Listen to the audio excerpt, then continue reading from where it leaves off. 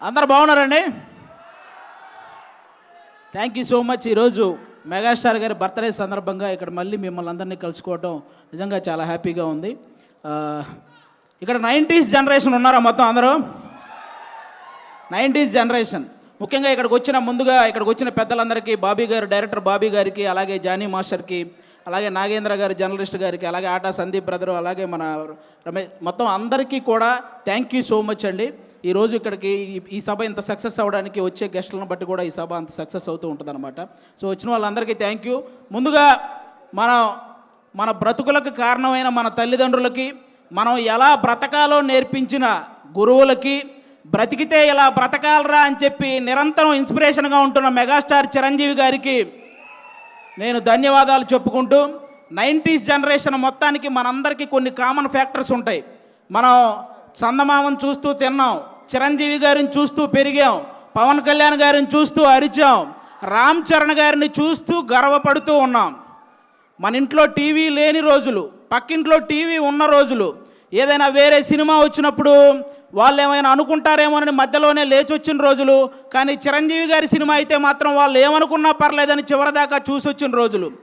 కొత్త సంవత్సరం వస్తే చిరంజీవి గారి గ్రీటింగ్ కార్డ్, కొత్త పండగ వస్తే చిరంజీవి గారి సినిమా, కొత్తగా మన లైఫ్లోకి ఏ చిన్న ఆనందం వచ్చినా కూడా చిరంజీవి గారి డ్యాన్స్, ఎగ్జామ్లో ఇచ్చిన క్వశ్చన్కి ఆన్సర్ సరిగా రాకపోతే పేపర్ నిండా చిరంజీవి చిరంజీవి చిరంజీవి అని రాసిచ్చిన క్షణాలు, హాస్టల్ రూముల్లో పోస్టర్లు పెట్టకూడదు అని చెప్పి రూల్స్ పెట్టినా సరే ఆ రూల్స్ని అతిక్రమించి రూమ్ అంతా మెగాస్టార్ పోస్టర్లు నింపిన సందర్భాలు. ఈ జనరేషన్కి మెగాస్టార్ అంటే వన్ ఆఫ్ ద హీరో, కానీ మా జనరేషన్కి మెగాస్టార్ అంటే వన్ అండ్ ఓన్లీ హీరో. అంటే ఈరోజు పవన్ కళ్యాణ్ గారికి, రామ్ చరణ్ గారికి, అల్లు అర్జున్ గారికి, వరుణ్ తేజ్ గారికి, సాయి ధర్మ తేజ్ గారికి, వైష్ణవ్ తేజ్ గారికి, వీళ్ళందరికీ ఒక సపరేట్ ఫ్యాన్ బేస్ ఉంది. కానీ వాళ్ళందరికీ తెగిన మొట్టమొదటి టికెట్ మాత్రం మెగాస్టార్ అభిమానిదే. ఇది అందరూ గుర్తుపెట్టుకోవాల్సిన విషయం. వాళ్ళకే కాదు, సినిమా తీయడానికి వచ్చేవాడికి, సినిమా రాయడానికి వచ్చేవాడికి, సినిమా చెయ్యడానికి వచ్చేవాడికి, అసలు సినిమా అంటే పడి చచ్చే ప్రతి ఒక్కడికి ఆయన ఇన్స్పిరేషన్. అలాంటి మెగాస్టార్ అభిమానులందరిని ఉద్దేశించి చెప్పిన గొప్ప మాట ఏంటో తెలుసా? నా అభిమాని అయినప్పుడు వచ్చే సంతోషం కంటే నా అభిమాని తను ఎంచుకున్న రంగంలో సక్సెస్ అయినప్పుడు వచ్చే సంతోషమే నాకు ఎక్కువ అని చెప్పిన గొప్ప మనసున్న వ్యక్తి మెగాస్టార్ చిరంజీవి గారు. క్రికెట్లో సచిన్ టెండూల్కర్కి చాలా రికార్డులు ఉంటాయి. తక్కువ వయసులో వచ్చాడని, ఎక్కువ సెంచరీలు చేశాడని, అలాగే గెలుపు కోసం తన ఒంటి మీద గాయాలను సైతం లెక్క చేయడని, ఎంత ప్రెజర్ ఉన్నా సరే కూల్గా ఉంటాడని, ఇలాంటి రికార్డులు చాలా ఉన్నాయి. కానీ తక్కువ వయసులో వచ్చాడు అన్న రికార్డుని వైభవ్ సూర్యవంశీ వచ్చి బీట్ చేశాడు. ఎక్కువ సెంచరీలు చేశాడు అన్న రికార్డును విరాట్ కోహ్లీ వచ్చి బీట్ చేశాడు. గెలుపు కోసం తన గాయాలను సైతం లెక్క చేయడం అన్న రికార్డును యువరాజ్ సింగ్ వచ్చి బీట్ చేశాడు. ఎంత ప్రెజర్లో ఉన్నా కూల్గా ఉంటాడు అన్న రికార్డుని ఎంఎస్ ధోని వచ్చి బీట్ చేశాడు. అలాగే సినిమాల్లో చిరంజీవి గారికి కూడా కొన్ని రికార్డులు ఉన్నాయి. అదిరిపోయే డ్యాన్స్, అద్భుతమైన యాక్టింగ్, చెక్కు చెదరని ఫ్యాన్స్, కొన్ని కోట్ల మందికి ఇన్స్పిరేషన్, కొన్ని వేల మందికి సహాయం, జంజీ బ్యాచ్ కూడా జై చిరంజీవి అనే వ్యక్తిత్వం, ఇలాంటి రికార్డులు చాలా ఉన్నాయి.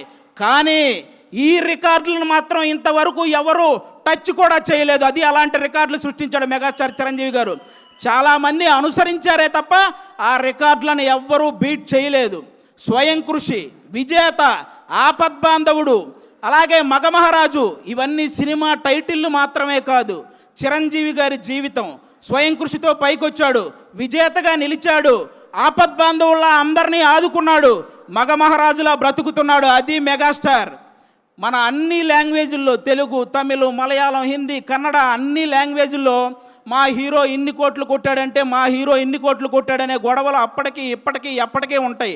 కానీ మా హీరో ఇన్ని కోట్లు కొట్టాడని గొడవలు మాట్లాడుకునే స్థాయి నుంచి మా హీరో ఇన్ని కోట్లు పంచిపెట్టాడు అని విలువలు మాట్లాడుకునే స్థాయిని తీసుకొచ్చింది మొట్టమొదట మెగాస్టార్ చిరంజీవి గారు.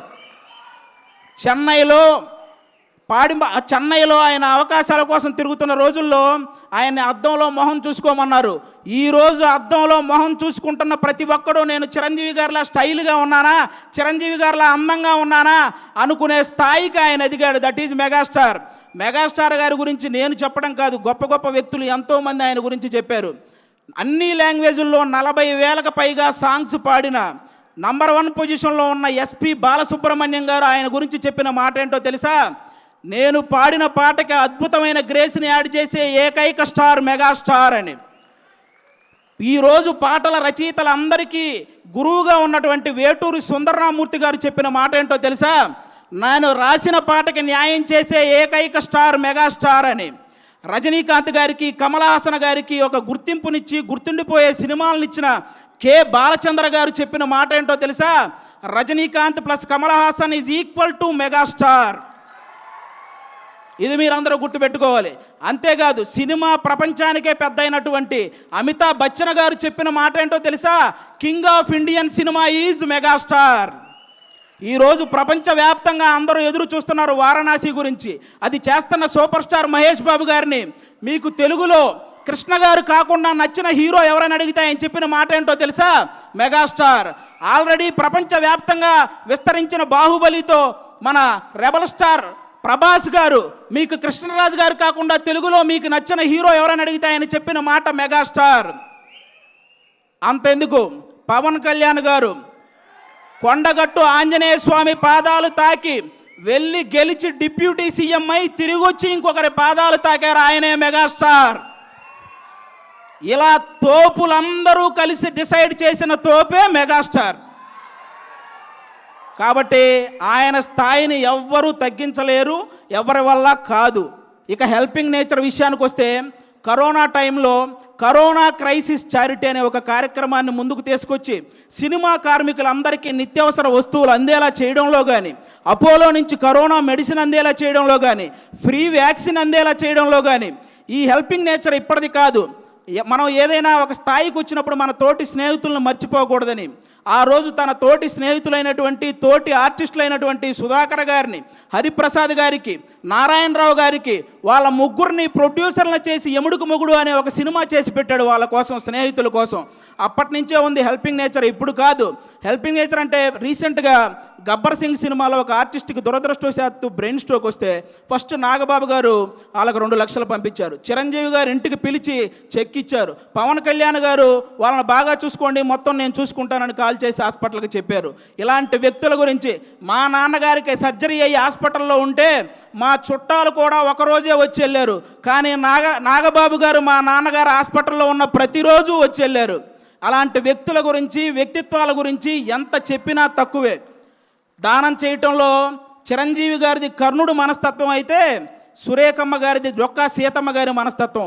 ఆవిడ చేత్తో ఎంతమందికి పెట్టిందో, ఆవిడ చెప్పి ఎంతమందికి సహాయం చేసేలా చేసిందో. మెగా ఫ్యామిలీలా ఆదుకోవటంలో కానీ, మెగా ఫ్యామిలీని అందుకోవటంలో కానీ ఎవరి వల్ల కానే కాదు. ఇంకా అంతేకాదు, చిన్న చిన్న సినిమాలని, ఎన్ని సినిమాలు, కమిటీ కుర్రోళ్ళని, కోర్ట్ అని, అలాగే బలగం అని, ఇలాంటి సినిమాలు హిట్ అయిన ప్రతిసారి వాళ్ళందరినీ టీముని ఇంటికి పిలిపించి వాళ్ళని సన్మానించి, నెక్స్ట్ రాబోయే తరాలు మనం హిట్ కొడితే చిరంజీవి గారు ఇంటికి పిలిచేంత హిట్ కొట్టాలరా అని వాళ్ళందరికీ ఒక బూస్టప్ ఇచ్చిన స్టార్ మెగాస్టార్. మొన్నొచ్చిన చెన్నై లవ్ స్టోరీ సినిమా వరకు ఎన్ని సినిమాల కోసం ఆయన నిలబడ్డాడు, ఎన్ని సినిమాలను ఆయన నిలబెట్టాడు. అంతేకాదు, అర్జున్ సురవరం అనే ఒక మూవీ రిలీజ్కి ఇబ్బంది పడుతుంటే, రిలీజ్ పోస్ట్పోన్ అవుతూ వస్తుంటే, ఆ సినిమాకి మళ్ళీ ఎవరైనా వస్తారా అన్న సంక్షోభంలో ఉంటే ఆ రోజు ఆ సినిమాకి, ఆ హీరోకి వెళ్ళి నిలబడిన వ్యక్తి మెగాస్టార్ చిరంజీవి గారు. అది ఎంత బూస్ట్ ఇచ్చారో మీ అందరికీ తెలుసు. ఆ విధంగా ఈరోజు మనం సడన్గా రోడ్డు మీద వెళ్తున్నప్పుడు ఒక వర్షం వస్తే ఏదైనా చెట్టు కిందకి వెళ్తాం, బాగా ఎండ తగిలిన ఒక చెట్టు కిందకి వెళ్తాం. అలాగే ఈ ఇండస్ట్రీలో సడన్గా ఎవరికి ఏ కష్టం వచ్చినా జూబ్లీ హిల్స్లో ఉన్న ఒక చెట్టు కిందకి వెళ్తారో ఆ చెట్టు పేరే చిరంజీవి. కాబట్టి చిరంజీవి గారు హెల్ప్ చేయని పర్సన్ లేడు. చిరంజీవి గారి మనస్తత్వం అంత గొప్ప మనస్తత్వం అనమాట. అలాంటి చిరంజీవి గారి గురించి నేను చెప్తున్నాను, తెలుగు సాంప్రదాయాలని గౌరవించే ప్రతి ఒక్కరికి శ్రీరాముడు ఎలాగైతే ఆదర్శమో, తెలుగు సినిమాలని గౌరవించే ప్రతి ఒక్కరికి చిరంజీవి గారు కూడా అంతే ఆదర్శం. దేశాన్ని పరిపాలించే దేవుళ్ళు లాంటి మోడీ గారే చిరంజీవి గారి చెయ్యి ఒకటి, మన పవన్ కళ్యాణ్ గారి చెయ్యి ఒకటి పైకెత్తి సినిమాల్లో ఈయన నంబర్ 1, రాజకీయాల్లో ఈయన నంబర్ 1, నిజాయితీలో ఇద్దరు నంబర్ 1 అని చెప్పకనే చెప్పారు ఇండైరెక్ట్గా. ఇక ఇలాంటి వాళ్ళు ఎవరు ఏం మాట్లాడుకున్నా పెద్ద మనకు పోయేదేం లేదు. నాకు బాధ కలిగించే విషయం ఏంటంటే, రీసెంట్గా ఒక 1 మంత్ నుంచి చిరంజీవి గారిని తొక్కేశాడు అనే ఒక రాంగ్ కంటెంట్ని ఇన్స్టాగ్రామ్ నుంచి అదంతా పోస్ట్ చేస్తున్నారు. ఇప్పుడు నేను చెప్తున్నా, అవును, చిరంజీవి గారు తొక్కేశారు. ఏంటో తెలుసా? ఇండస్ట్రీలో, తెలుగు సినిమా ఇండస్ట్రీలో నంబర్ 1 అనేది కంటిన్యూ అవ్వటం ఎవరి వల్ల కాదు అని అహంతో మాట్లాడుకుంటారే, వాళ్ళ అహాన్ని తొక్కేశాడు. 30 సంవత్సరాలు కంటిన్యూగా నంబర్ 1గా ఉన్నాడు. పెద్ద పెద్ద సినిమాలు, పెద్ద పెద్ద కలెక్షన్లు బాలీవుడ్లోనే ఉంటాయి, అది టాలీవుడ్లో సాధ్యం కాదని ఊహల్లో బ్రతికారు చూసావా? ఆ ఊహల్ని తొక్కేశాడు. తెలుగు సినిమాకి అలాంటి కలెక్షన్లు రప్పించి చూపించాడు. అలాగే డ్యాన్స్ అంటే నడవటం, హీరోయిన్ చుట్టూ తిరగటం అని అన్ని లాంగ్వేజ్ వాళ్ళు ఒక భ్రమల్లో బతుకుతుంటే ఆ భ్రమల్ని తొక్కేశాడు. డ్యాన్స్ అంటే ఏంటో చూపించాడు. ఇండియన్ సినిమాని ఏలాడు. అలాగే హీరో అంటే డబ్బులు సంపాదించుకుంటారు, దాచుకుంటారు, బంగ్లాలు కట్టుకుంటారని రాంగ్ మైండ్ సెట్తో ఉండే వాళ్ళ మైండ్ సెట్ని తొక్కేశాడు. సహాయ కార్యక్రమాలు చేపట్టాడు. కొన్ని వేల మందికి సహాయం చేశాడు. చాలామంది తండ్రి సక్సెస్ అయితే కొడుకు సక్సెస్ అవ్వడం జరగదు, అది ఎక్కడో రేరుగా జరుగుతుంటాయి అనుకున్న వాళ్ళ ఆలోచనల్ని తొక్కేశాడు. ఈరోజు కొడుకుని తండ్రిని మించిన వాడిగా తయారు చేశాడు. ఇలా ఎవరైతే నెగిటివ్ మైండ్ సెట్తో ఉంటారో వాళ్ళ అహాన్ని, వాళ్ళ భ్రమల్ని అవన్నీ తొక్కుకుంటూ అగ్ర శిఖరంలో కూర్చున్న స్టార్, మెగాస్టార్. అలాంటి మెగాస్టార్ గారి గురించి మీలాంటి వాళ్ళు ట్రోల్ చేస్తే మీరు నవ్వులు పాలవుతారు, కానీ ఆయన సాయంత్రం పూట సరదాగా కట్టుకు తిరిగే లుంగి పంచ అంచు కూడా కదలదు. ఇది రాసుకోండి. చిరంజీవి గారిని అంత తక్కువ అంచనా వేయకండి. ఎవరు కూడా ఇలాంటివి మానుకుంటే చాలా మంచిదని నేను మనస్ఫూర్తిగా, ఇన్ని గొప్ప కార్యక్రమాలు, ఇన్ని గొప్ప లక్షణాలు ఉన్న చిరంజీవి గారి మీద ఇంకా ఏదో కావాలని ఆయన మీద పడి ఆడవటం స్పైడర్ మ్యాన్ సినిమాలో ఐటమ్ సాంగ్ లేదని ఏడ్చినట్టే ఉంటుంది. కాబట్టి ఇంకా ఏడవటం మానేయండి. సినిమా ఇండస్ట్రీకి 100 సంవత్సరాలు వచ్చినా, చిరంజీవి గారికి 100 సంవత్సరాలు వచ్చినా సింహాసనం మీద కూర్చునే అర్హత అక్కడ ఆ ఇంద్రుడిది, ఇక్కడ ఈ ఇంద్రసేనుడిది. ఒకటే లైఫ్ బ్రదర్, అనుకున్నవన్నీ చెప్పేయాలి, అనిపించినవన్నీ చేసేయాలి. మెగాస్టారు, పవర్ స్టార్ ఫ్యాన్లుగా పుడతామా ఏంటి మళ్ళీ? థ్యాంక్ యూ సో మచ్, అందరికీ thank you. Oh my God, thank you Aadi గారు, thank you so much. So నాకు తెలిసి వీరశంకర్ గారు ఇప్పుడు నా దగ్గరకు వచ్చి ఇంకేం మాట్లాడతామండి, ఎలా మాట్లాడతాం